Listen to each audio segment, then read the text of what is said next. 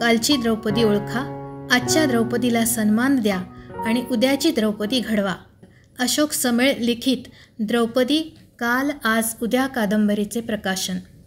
आडकर फाउंडेशनतर्फे ज्येष्ठ लेखक, दिग्दर्शक, रंगकर्मी अशोक समेळ लिखित द्रौपदी काल आज उद्या या द्रौपदीची विविध रूपे उलगडणाऱ्या कादंबरीचे प्रकाशन वैशाली माशेलकर यांच्या हस्ते झाले.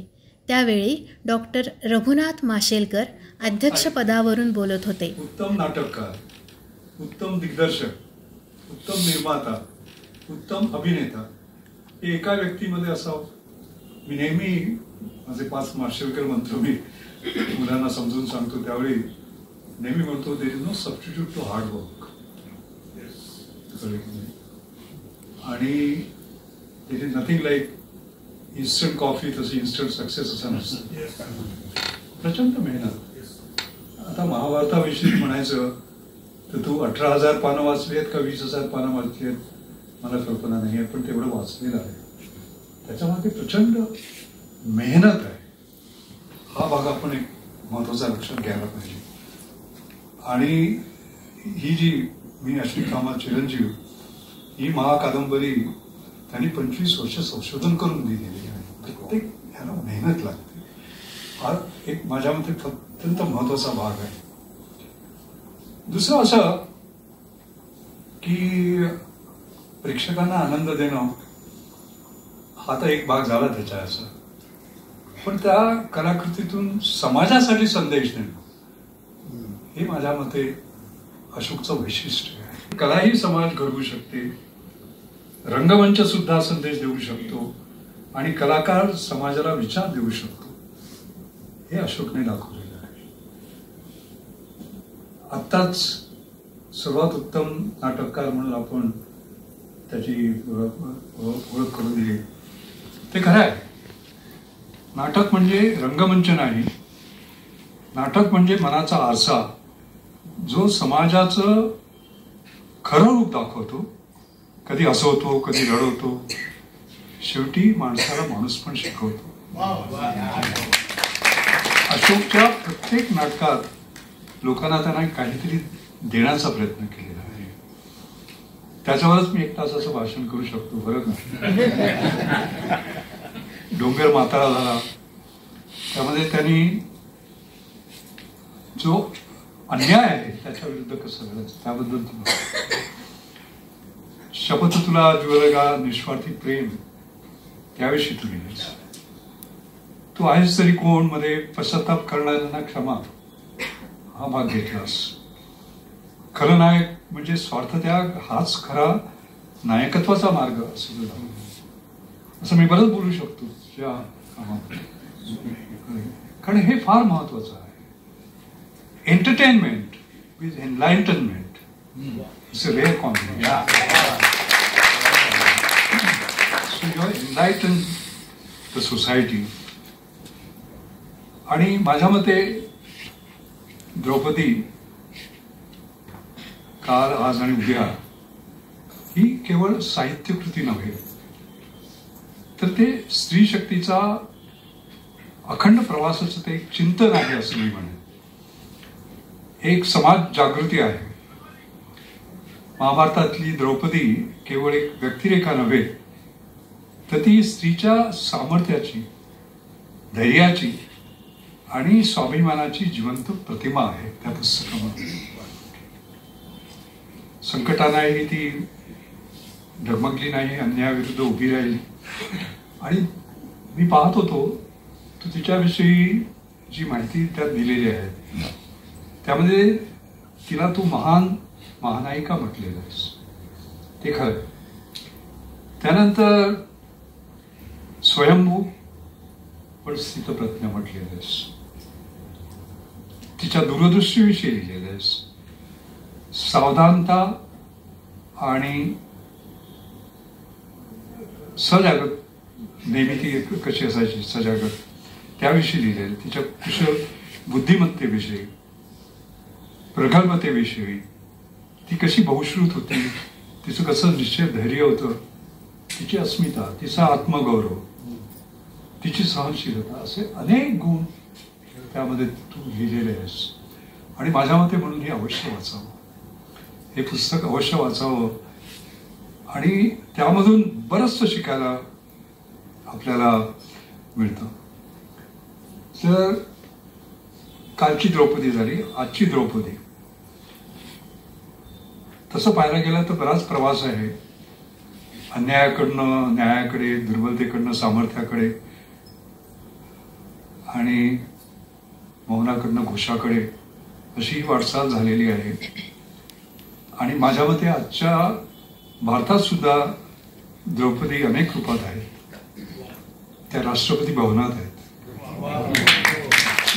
संशोधन प्रयोगशाळेत आहेत, रणांगणावर आहेत, अंतराळात आहेत. नाही का? अभिमानाची गोष्ट आहे. राष्ट्रपती द्रौपदी मुर्मू हे माझ्या मते एक उज्ज्वल उदाहरण आहे.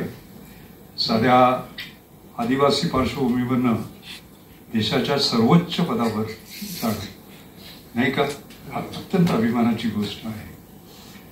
आणि त्या खऱ्या अर्थाने आजच्या द्रौपदी आहेत. आपण ऑपरेशन सिंदूर विषयी बोलला आणि आपल्याला आठवत असेल कर्नल सोफिया कुरेशी, इंडियन आर्मीच्या wing commander, Yomita Singh, squadron leader Minty Agarwal वगैरे यांच्याविषयी आपण वाचलं आहे, पाहिलं आहे, ऐकलं आहे. यांचा अमिताभ बच्चनचा एक फार छान, एका छान प्रोग्राममध्ये या तिघींना बोलवलं होतं आणि खरंच तो प्रोग्राम माझ्या मते पुन्हा पुन्हा पाहावा.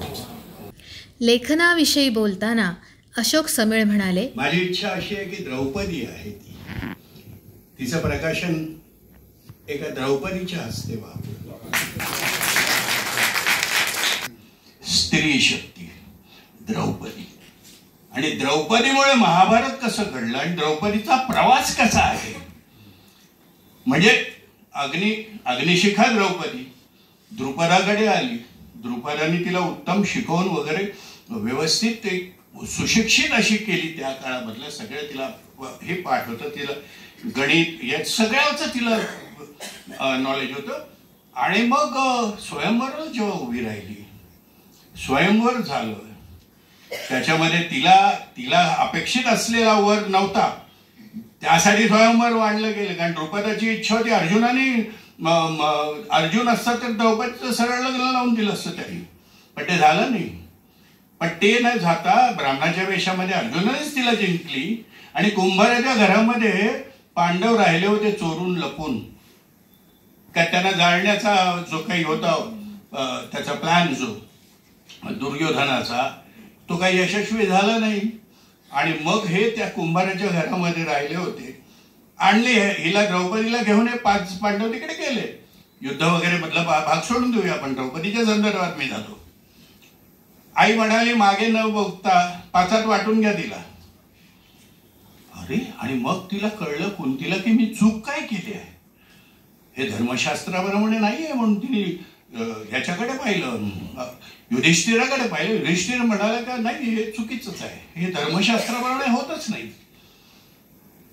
त्यातून देखील अर्जुन म्हणाला, आईने सांगितलंय ना, आईचा शब्द धर्मशास्त्रात पण शेवटचा आहे. 5 जण लग्न करतील आणि त्या रात्री कुंभाराच्या घरात आता ह्या एवढ्या मोठ्या स्त्रीला ज्या पद्धतीने तिला द्रुपदाने वाढवली लाडकी, ती कुंभाराच्या त्या छोट्याशा खोलीत पांडवांच्या पायाशी झोपली, डोक्याशी कुंतीमाता झोपली. अशा अवस्थेमध्ये मग द्रुपद नेलं. आता हे जे आहे ते झाल्यानंतर इंद्रप्रस्थासारखं जेव्हा साम्राज्य स्थापन केलं पांडवांनी, जीवन त्याग काढल्यावर धृतराष्ट्राने मारामारी नको, यांच्या भावात भांडण नको, त्यांना एक खांडवन दिलं, खांडवप्रस्थ. त्याचं त्यांनी इंद्रप्रस्थ केलं त्यांनी. आणि मग ती मयसभामध्ये जो काही अभिवाचन करणार आहेत, माझे संग्राम स्वतः करणार आहेत, संजीवनी आहे, माझी श्रद्धा आहे, तर जो काही तिथे प्रकार झाला तो काही त्यांना कळे ना काय करायचं. आता मग मग धृतराष्ट्राने त्यांना बोलवलं. द्रुपदाने त्यांनी ठरवल्याप्रमाणे पाचांची लग्न लावून दिले. धृतराष्ट्राने बोलवलं, त्याने खांडवन दिलं, त्याचं इंद्रप्रस्थ केलं. इंद्रप्रस्थमध्ये राजसूय यज्ञ केला आणि त्या यज्ञानंतर दुर्योधन आणि शकुनी तिथे मुद्दामून राहिले. आणि जे काही पांडवांनी साम्राज्य उभं केलं होतं ते आपल्याला गिळंकृत कसं करता येईल याचा विचार तिकडे सुरू झाला हस्तिनापूरमध्ये. आणि मग तो विलक्षण असा वाईट प्रसंग घडला, तो द्रौपदी वस्त्रहरणाचा. द्यूत खेळला गेला, जुगार खेळला गेला आणि द्रौपदी वस्त्रहरण. आणि त्या वस्त्रहरणाला त्या तेजस्वी स्त्रीने जे उत्तर दिले. बरं, इंद्रप्रस्थमध्ये द्रौपदीला गणित उत्तम येत होतं. द्रौपदीकडे सगळं म्हणजे खजिना इंद्रप्रस्थात ती सांभाळायची. इतकंच नव्हे तर प्रत्येक पांडवावर त्यांचं वर्चस्व होतं. त्याच्यानंतर मग तो वस्त्रहरणाचा प्रसंग घडला. सार्वजनिकरित्या एका स्त्रीचं वस्त्रहरण करायचा प्रयत्न झाला आणि तिने जे काही बाणेदार उत्तरं दिली त्याला, ती पुस्तकात तर आहेतच. पण त्याच्यानंतर द्रौपदी जी होती ती वेगळी द्रौपदी होती. आता सगळेच बदलले. मग कृष्णाने कुंतीनेही सांगितलं, माझे पुत्र भ्याड आहेत, त्यांना कळत नाहीये आपल्या काय झालं, आपल्या स्त्रीवर काय प्रसंग आला. आता ही द्रौपदी संबंध लिहिताना आणि नेल्यानंतर युद्ध संपल्यानंतरची द्रौपदी पण तुम्हाला ह्या द्रौपदी वाचायला मिळेल, जी तुम्हाला कुठेही बऱ्याच वेळेला थोडक्यात असं असेल. अनुगीता पर्व, भगवद्गीता तिला ऐकायला मिळाली नाही, युद्धभूमीवर सांगितली. त्याचेही बरेच गैरसमज आहेत. 45 मिनिटात भगवद्गीता वाचली जाते बरे का, संस्कृत श्लोक फक्त. तर एवढी मोठी गीता कशी वाचली जाते वगैरे बरेच हुशार विद्वान समीक्षक म्हणतात. त्यांच्याकडे दुर्लक्ष करूया आपण. पण ती सांगितली गेली तर ती म्हणाली, तू कृष्ण तिथे अर्जुनाला सांगितलीस, मला गीता कुठे माहिती. तिच्यासाठी अनुगीता पर्व त्यांनी सांगितलं. आणि मग द्रौपदीचा प्रवास आणखीन वेगळा आहे.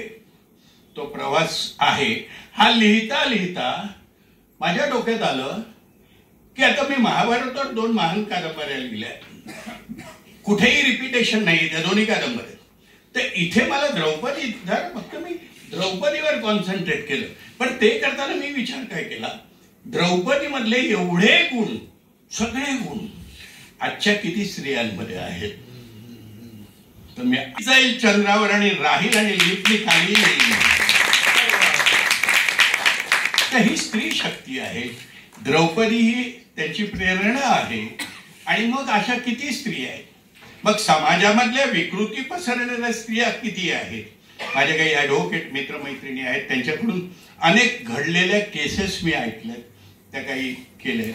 आणि असं द्रौपदी पुस्तक मी लिहिलं. डॉक्टर अविनाश जोशी म्हणाले, सरांनी आज ही समीर सरांनी ही जी कादंबरी आपल्यासमोर ठेवत आहेत त्याचं अभिवादन करतायत, त्यासाठी आपण सगळे उत्सुक आहोत. पण त्या ह्याच्यातलं मनोगतातलं एक वाक्य मला खूप भावलं की मी शेवटपर्यंत माझा लेखनाबरोबरच जगणार आहे. ही ऊर्जा, हा चैतन्याचा असा 82 वर्षाचा सळसळता उत्साह कायम राहो, आपल्याला दीर्घायुरारोग्य राहो आणि आपल्याकडनं अशीच साहित्य सेवा राहो. प्रास्ताविकात ॲडव्होकेट प्रमोद आडकर. एक प्रेस्टीज स्टेटस असं हे साहित्य परिषदे. आणि अशा परिषदेच्या प्रांगणामध्ये, सभागृहामध्ये संमेलनांसारख्या अतिशय दिग्गज रंगकर्मी साहित्यिकांच्या कादंबरीचं प्रकाशन होणं ही अतिशय उत्तम आनंददायी बाब आहे. कार्यक्रमाचे सूत्रसंचालन शिल्पा देशपांडे यांचे होते. एक आईला विचारते की आई काय रटारटा शिजतंय. तर आई म्हणती, बेटा मी काळ रांधत ठेवलाय, मी काळ रांधत ठेवलाय बाळा तुझ्यासाठी. आणि म्हणूनच हा काळ रांधत ठेवलाय. म्हणजे द्रौपदीने सुद्धा तेच केलेलं आहे. रटारटा काय शिजतंय तर स्त्री सन्मान शिजतोय. आणि त्या पुढच्या स्त्रीपर्यंत ती संक्रमित करते द्रौपदी की आपल्या स्त्री सन्मानासाठी तुम्ही जपा, स्त्री सन्मान जपा आणि स्त्री हक्कासाठी जर बदला घ्यावा लागला तर घ्या. कार्यक्रमाच्या उत्तरार्धात संजीवनी समेळ, श्रद्धा समेळ आणि संग्राम समेळ यांनी द्रौपदी काल आज उद्या या कादंबरीतील प्रसंगांचे प्रभावी अभिवाचन केले. त्यास रसिकांनी भरभरून प्रतिसाद दिला.